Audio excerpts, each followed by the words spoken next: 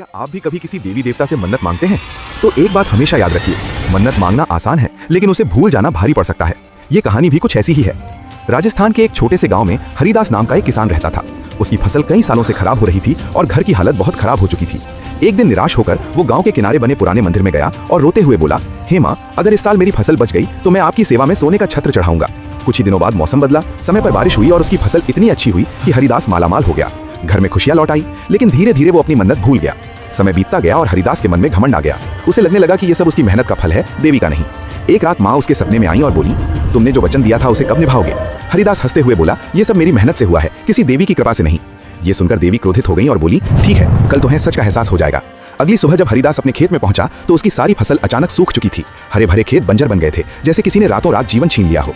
तब उसे अपनी गलती का एहसास हुआ। वो भागता हुआ मंदिर पहुंचा, रोते हुए माँ से माफी मांगने लगा।